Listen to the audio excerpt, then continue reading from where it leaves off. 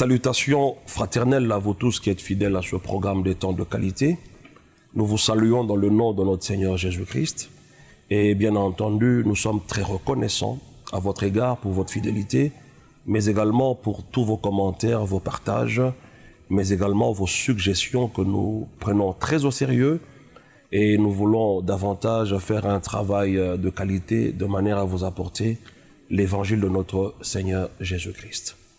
Temps de qualité, nous sommes déjà en train de parler de l'évangile. Ça fait quelques semaines. Et rappelez-vous que le dimanche passé, nous avions parlé de la nouvelle naissance. Vous avez compris ce que c'était que la nouvelle naissance déjà, bien qu'on n'a pas encore terminé ce sous-thème qui est contenu dans ce grand thème dont nous sommes en train de parler sur l'évangile. Alors pour aujourd'hui, nous allons entamer également notre sous-thème qui va nous parler toujours de l'évangile de notre Seigneur Jésus-Christ, qui est notre position en Jésus-Christ. Donc il est très important que chacun de nous comprenne qu'une fois que vous êtes né de nouveau, vous acquérez une position. Et donc de par cette position, vous devez savoir qui est-ce que vous êtes devenu. Je pense que nous avons dit cela le dimanche passé, dans le récit de Jésus avec Nicodème. Il est très important de savoir de qui est-ce que nous sommes engendrés. Et donc une espèce ne peut donner naissance qu'à une espèce qui lui soit semblable. Et donc nous devons savoir qu'une fois que nous sommes nés de Dieu, nous avons la position de Dieu ici sur la terre. Alors, ne pas comprendre ces choses, c'est un peu comme des aigles, n'est-ce pas, qui sont élevés parmi des poules dans un poulailler.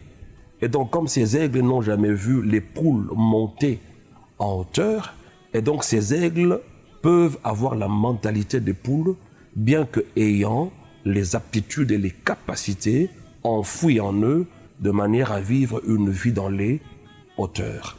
C'est de la même manière que vous pouvez avoir un lion qui est élevé au milieu des moutons.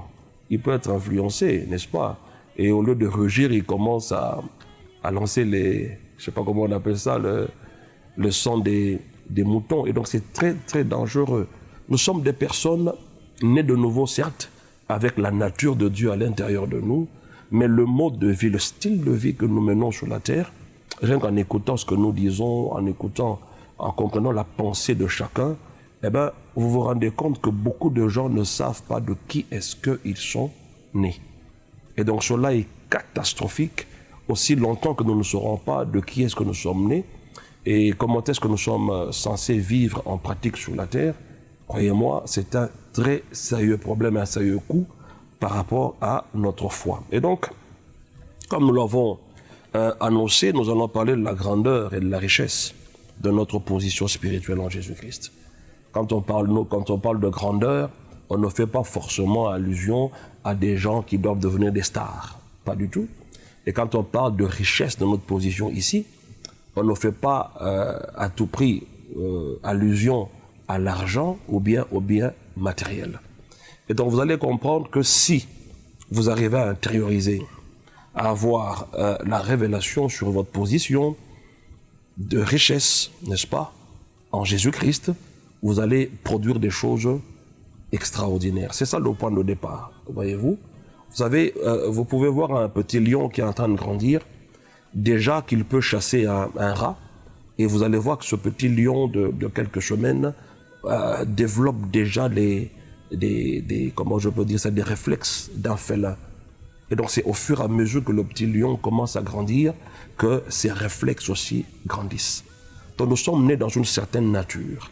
Et dans cette nature, Dieu nous a tout donné pleinement. Dans cette nature, nous ne sommes pas en train de courir derrière les choses. C'est ce qui paraît un peu compliqué pour beaucoup de gens parce qu'ils n'ont pas vu. Voyez-vous, le fait de ne pas voir, le fait de ne pas toucher, le fait de ne pas goûter, le fait que nos 5 sens ne nous accèdent pas à ce que nous sommes et à ce que nous avons, cela ne veut pas dire que cela n'existe pas. Ou bien que nous ne sommes pas ce que la Bible déclare et que nous n'avons pas ce que la Bible déclare. Voyez-vous, dans le domaine de la foi, il ne faut pas mêler les 5 sens. La seule option que nous avons pour comprendre clairement qui est-ce que nous sommes, Et entrer, avoir accès à ce que nous avons, c'est au moyen de la foi. La foi n'a rien à voir avec les cinq sens. La foi opère au-delà de la nature.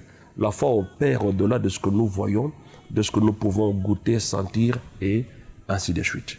Mais à cause du péché, l'homme avait basculé dans cette vie naturelle et dès lors, nous avons beaucoup de mal à saisir la pensée de Dieu, à comprendre ce que Dieu attend de nous, simplement parce que nous ne voulons pas vivre par la foi. Donc, la grandeur et la richesse de notre position spirituelle en Jésus-Christ. Je vais lire un passage dans Éphésiens, parce que dans ce sous-thème, qui part toujours de l'Évangile, on va beaucoup toucher l'épître de Paul aux Éphésiens, parce que c'est dans cet épître-là que vous retrouvez toute la révélation de l'apôtre Paul en ce qui concerne la position du chrétien. Lorsque vous lisez au chapitre 1 d'Éphésiens, je commence au verset 3 carrément, il est écrit « Béni soit Dieu, le Père de notre Seigneur Jésus-Christ, qui nous a bénis de toutes sortes de bénédictions spirituelles dans les lieux célestes en Christ. » Alors écoutez le verset 4. « En lui, Dieu nous a élus avant la fondation du monde pour que nous soyons. » On va s'arrêter là momentanément. Bien entendu, dans la suite, nous aurons à lire tout le reste des versets du chapitre 1 pour comprendre cette grande richesse que nous avons de par notre position. Mais voyez déjà d'entrée de jeu dans ce verset 4, on vous dit que Dieu nous a connus dès avant la fondation du monde afin que nous soyons. Que nous soyons, c'est la deuxième personne du pluriel. On peut ramener ça aussi à la première personne du singulier et nous pouvons dire afin que tu sois ou afin que je sois, la deuxième personne ou la première personne du singulier, n'est-ce pas? Et donc, afin que nous soyons, nous renvoie simplement à être. Ok? Ça, c'est notre position. Il nous a connus bien avant la fondation du monde pour nous donner une position. Et cette position relève de ce que Christ a accompli pour nous. Alors, ne pas comprendre cette position est simplement la conséquence de ne pas avoir compris exactement ce que Christ a fait pour nous.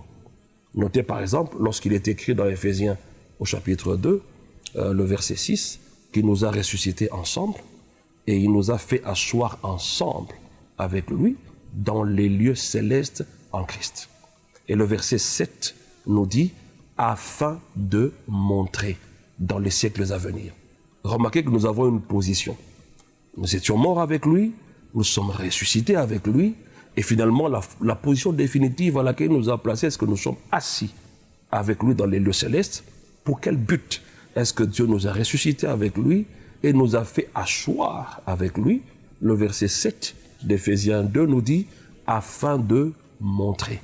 Est-ce que vous pouvez comprendre que nous avons cette position, non pas pour pleurer, non pas pour chercher délivrance à gauche, à droite, non pas pour chercher argent, femme, mari, tout ça, tout ce dont on a l'habitude de prier même en jeûnant, mais c'est pour faire la démonstration, voyez-vous. Alors quand vous n'avez pas compris cette position, vous vivrez toujours comme une victime ici sur la terre. Donc l'épître aux Éphésiens nous révèle la grandeur et la richesse de notre position spirituelle en Jésus-Christ. Si vous ne comprenez pas cela, vous ne ferez même pas un pas avec le Seigneur en toute assurance. Et donc, en parcourant cet épître, vous allez voir que nous avons des richesses. Et quand nous disons que nous avons des richesses, on ne fait pas allusion ici à l'argent ou au bien matériel. Vous comprendrez plus tard que, par exemple, être adopté de Dieu, être sanctifié, n'est-ce pas? Ce sont des richesses. Et vous allez comprendre ça dans les numéros qui suivent. Et donc, nous allons voir dans cet épître que nous avons des richesses et qui sont infinies. C'est un fait, avoir ces richesses. Selon Éphésiens, avoir des richesses infinies, ce ne sont pas des promesses, n'est-ce pas, derrière lesquelles nous courons. Les promesses pour lesquelles on doit beaucoup prier pour en arriver là. Notez par exemple le verset 3 qu'on a lu, la Bible déclare que nous avons été bénis de toutes sortes de bénédictions spirituelles dans le lieu céleste. La Bible ne dit pas, il se pourrait que Dieu nous bénisse. La Bible ne dit pas, réunissez-vous et priez afin que Dieu vous bénisse. Mais la Bible déclare que vous avez été bénis. Dites-moi, quel effort avez-vous fourni pour que Dieu vous qualifie, ok? Que vous soyez élus, comme il le dit. Il nous a élus dès avant la fondation du monde. Quels étaient les critères de cette élection? Alors, si Dieu devait nous élire en fonction du fait que nous sommes les plus sérieux, les plus saints, les plus dociles, les plus obéissants, les plus disciplinés qui soient, eh ben, je vous dirais que personne ne serait élu. Et donc, l'élection de Dieu à notre égard n'est pas le résultat de notre vie qui est déjà bonne. Voilà, puisque nous avons une bonne vie, Dieu maintenant, il va nous élire. Non, pas du tout. La Bible nous déclare qu'il nous a aimés alors que nous étions encore des pécheurs. Ça veut dire que personne n'a satisfait, n'est-ce pas, ne fût-ce que la moyenne pour être élu.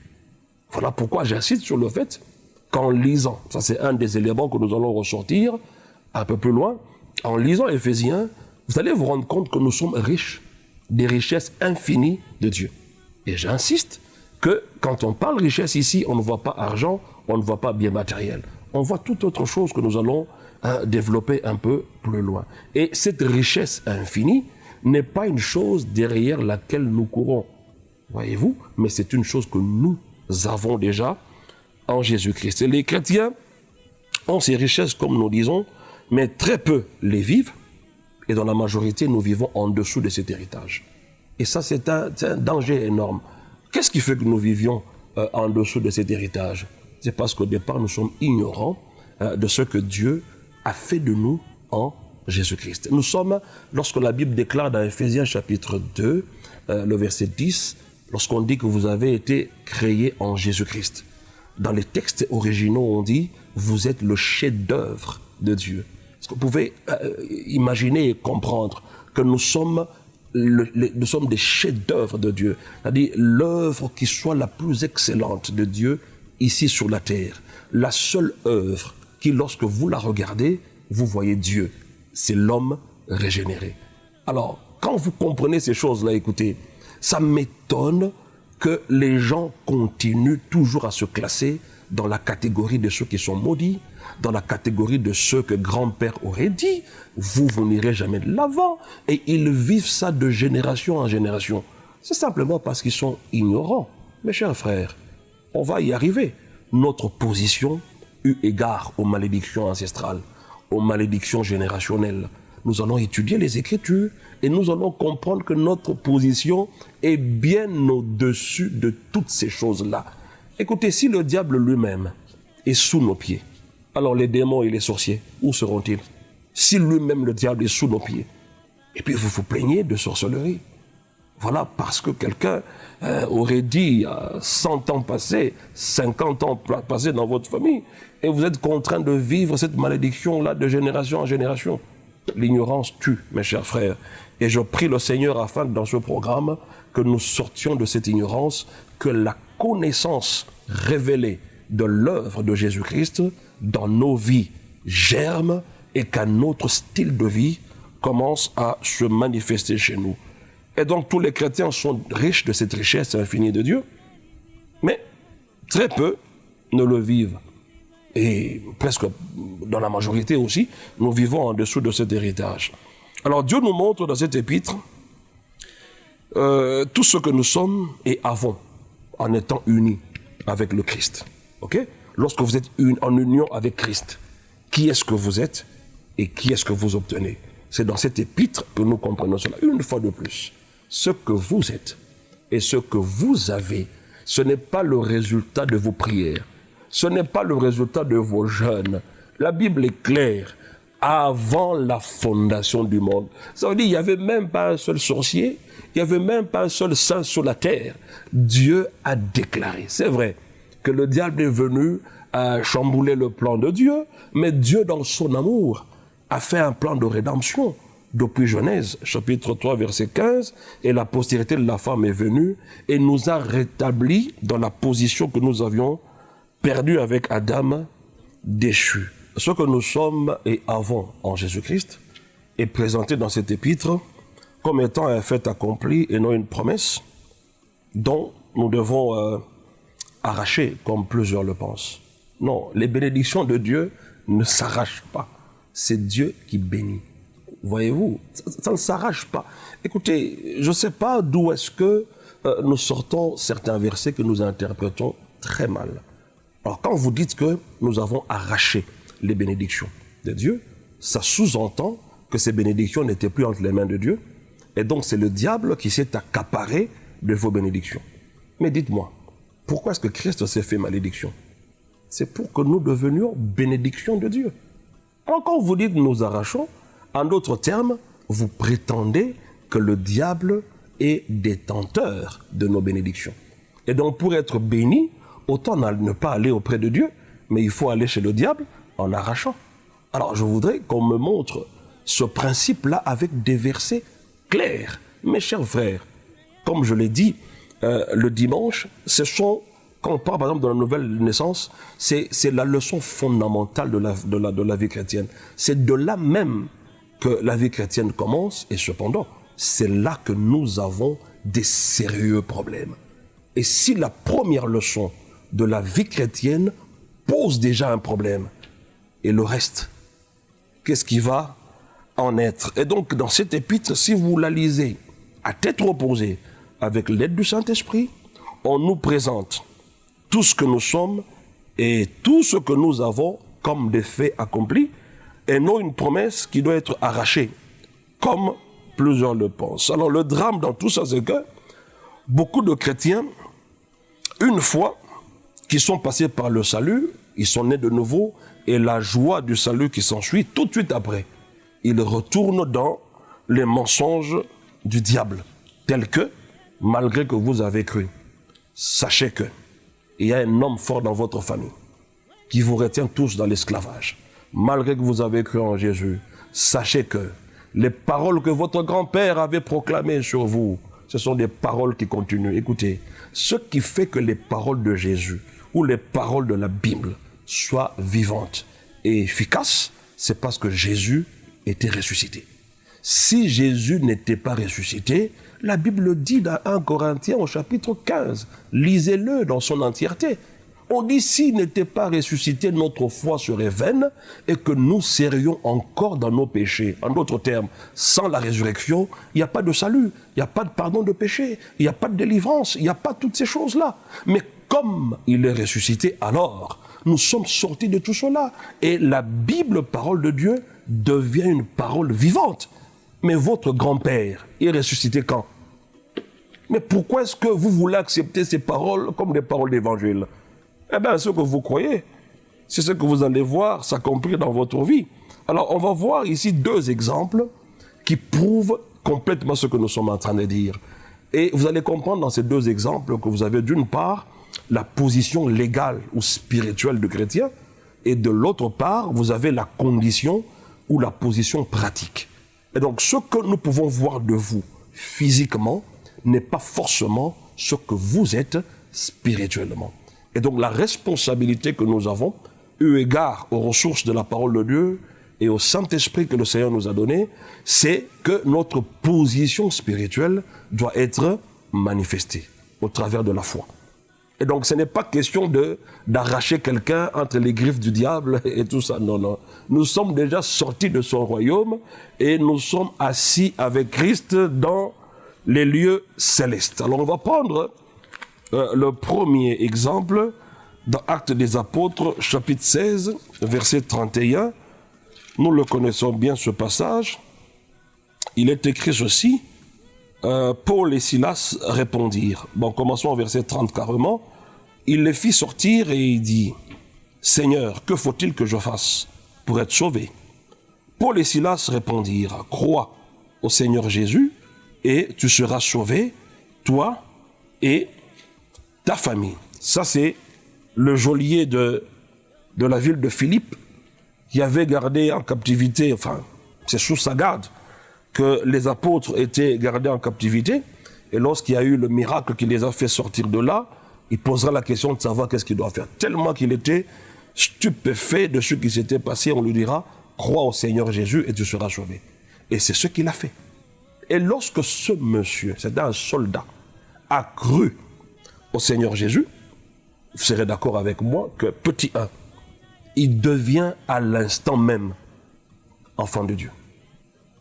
Voyez-vous, on ne peut pas être membre d'une église et vous dites, voilà, je vais à l'église pour chercher mon salut. Non, vous êtes déjà dans le salut. Vous l'avez, ce salut. Selon qu'il est écrit dans les Actes toujours, que le Seigneur ajoutait chaque jour à l'église ceux qui étaient sauvés. Ce sont ceux qui sont sauvés, qui reçoivent Jésus, qui deviennent les véritables membres de l'église. Et ce geôlier a cru au Seigneur Jésus et par conséquent, il devient instantanément enfant de Dieu. Non pas de par son corps physique, mais de par son esprit. Il est régénéré. Il est né d'esprit, il est né de Dieu. Il est né d'en haut. Tout cela sont des synonymes qui signifient simplement devenir enfant de Dieu. Et donc on ne prie pas en étant membre d'une église pour chercher le salut. J'ai eu à poser la question à beaucoup de gens, mais pourquoi est-ce que vous allez à l'église?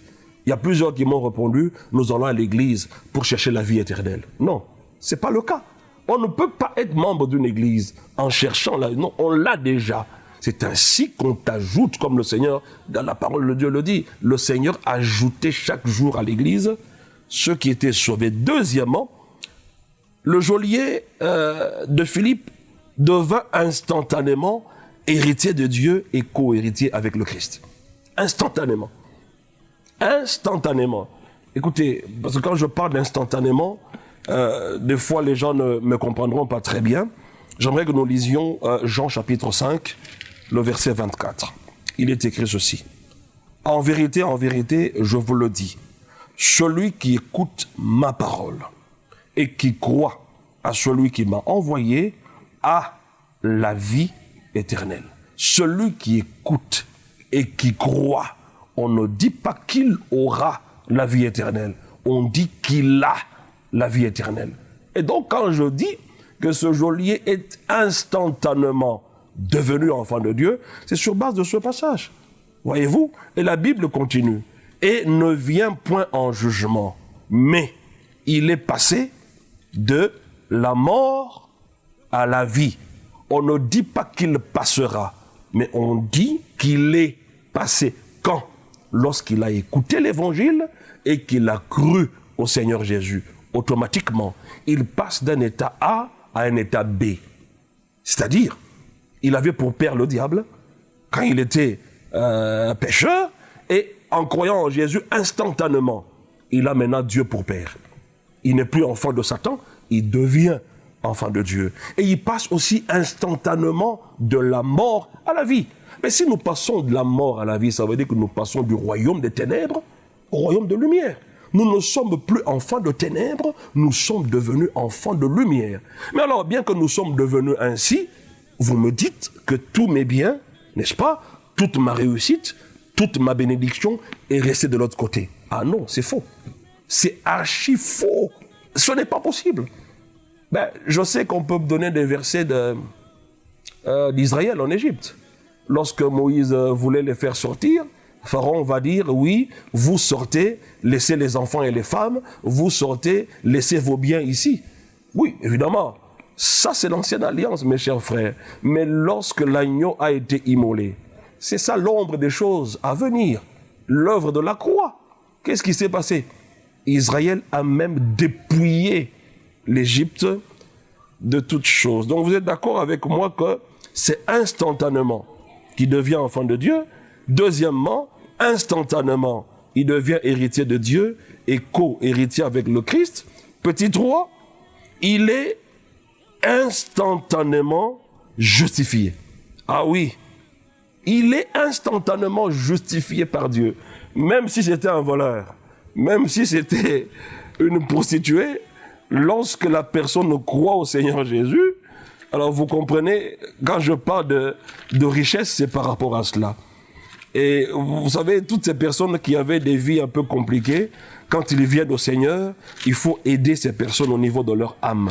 Ça veut dire au niveau de leur système de pensée, afin qu'ils croient réellement que Dieu les a pardonnés et qu'ils sont devenus enfants de Dieu, et ainsi de suite. Quand vous lisez Romains chapitre 10, verset 10, il est écrit ceci, « Car c'est en croyant du cœur qu'on parvient à la justice. Et c'est en confessant de la bouche qu'on parvient au salut, selon ce que dit l'Écriture, celui qui croit, ainsi de suite.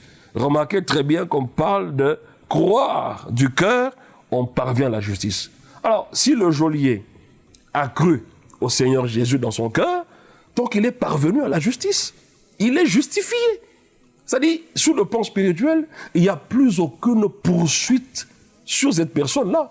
Selon que l'épître de Romains le dit, maintenant, il n'y a plus de condamnation pour ceux qui sont en Jésus-Christ. Remarquez bien qu'on dit maintenant. On ne fait pas allusion à hier. Maintenant, c'est quand?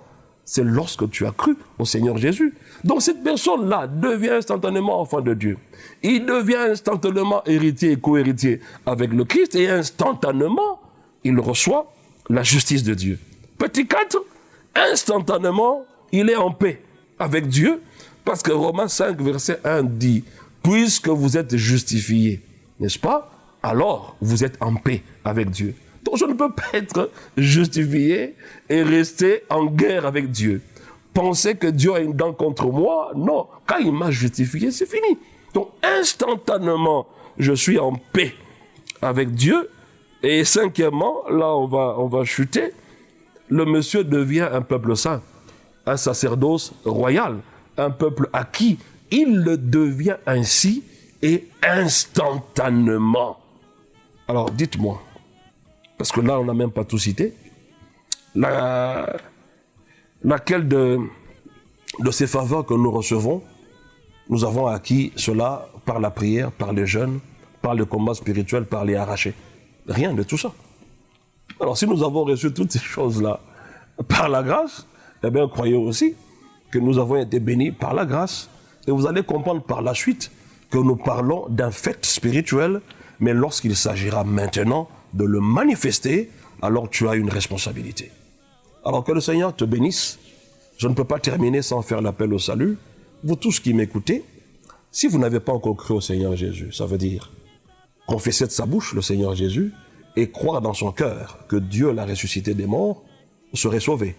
C'est cela, l'appel au salut, afin que vous soyez sauvés et que les caractéristiques de la vie sauvée que nous avons citées ici, que cela soit aussi votre partage dans le nom de Jésus. Je prie que Dieu le Père illumine les yeux de vos cœurs, de manière à ce que vous compreniez ces choses avec facilité, peu importe ce que vous voyez autour de vous, peu importe les familles dont vous êtes issus, il est écrit que vous avez été bénis dès avant la fondation du monde. Et donc le problème, ce n'est pas votre famille, le problème, c'est vous-même. Parce que Dieu, quand il a décidé de vous bénir, il n'y avait aucun sorcier sur la terre, il n'y avait personne qui était rancunier à ton égard, il n'y avait aucun sorcier du quartier, rien du tout. Et Dieu a décidé ainsi. Le diable a voulu chambouler ce choix de Dieu sur toi, mais comme Dieu ne se répand pas de ses dons et de son appel, il a envoyé Jésus, et Jésus nous a rétablis dans la même position, afin que nous soyons sa bénédiction ici sur la terre. Et donc que les grâces et les faveurs multiples de Dieu soient votre partage dans le nom de Jésus-Christ. Et merci encore de partager cette vidéo de manière à ce que le plus de gens possible soient touchés, reçoivent Jésus et que leur vie soit transformée. Merci et que Dieu bénisse tout celui qui va le faire dans le nom de Jésus-Christ. Amen. Au revoir.